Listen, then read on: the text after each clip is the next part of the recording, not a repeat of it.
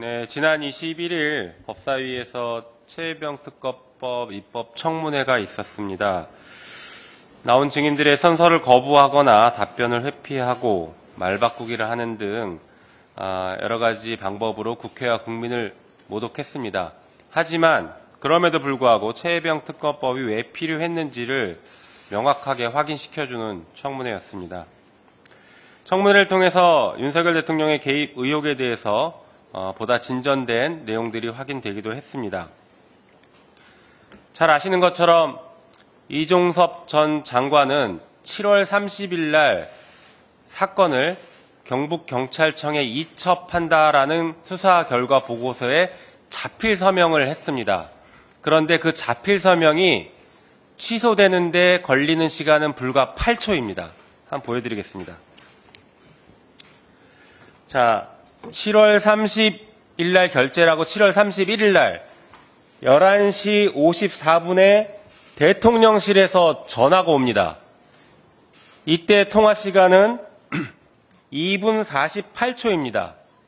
2분 48초 동안 통화한 뒤 장관의 군사보좌관인 박진희는 8초 뒤에, 바로 8초 뒤인 11시 57분 00초에 김계환 해병대 사령관에게 전화합니다. 그리고 이첩을 보류시켜버립니다. 이게 진실입니다.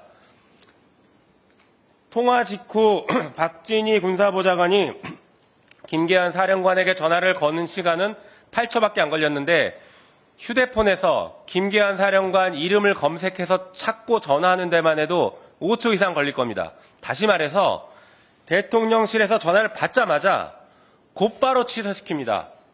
생각할 틈이 없이 곧바로 자신의 서명 결재, 자필로 서명한 그 문건을 취소시키는 행위를 한 것입니다.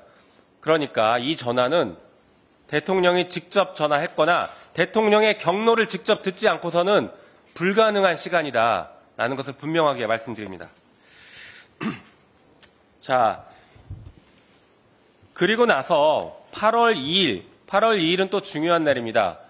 이렇게 이첩 보류를 지시했음에도 불구하고 박정훈 대령은 경북경찰청에 사건을 이첩합니다.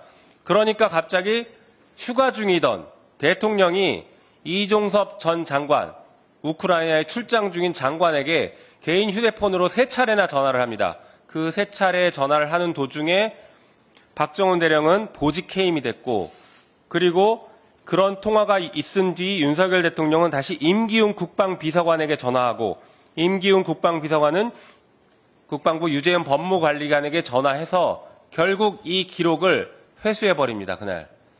자, 이런 사실들이 보다 명확하게 지금 밝혀지고 있습니다. 이 일련의 과정들을 보면 공문서를 통한 협조가 아니라 전화로 이첩을 보류시키고 전화로 사건 기록을 회수합니다.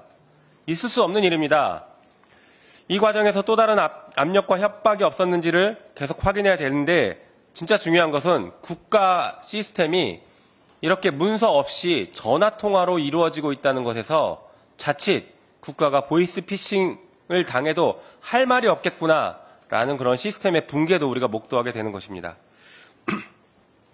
한편 최혜병 사망사건 관련해서 수사보고를 받았던 이종섭 전 장관은 자신이 7월 30일 날 직접 손으로 결재한 수사보고서 문건은 공문서이고 취소한 적이 없다. 문서로 취소한 적이 없다라고 명확하게 밝혔습니다.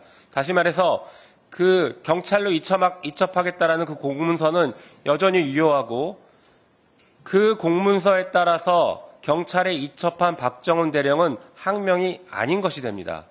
이런 사실들이 입법청문회를 통해서 밝혀졌습니다. 자, 최혜병 특검법은 우리 민주당에선 반드시 통과시키겠습니다. 과거 윤석열 대통령이 검사 시절에 특검에 참여했던 최순실 국정농단 특검을 기억하실 겁니다. 그 특검이 끝나고 나서 그 국정농단 특검팀이 특검법 해설이라는 책자를 발간했습니다. 이 책자에 나온 얘기를 들려드리면서 특검법 필요성을 말씀드리겠습니다.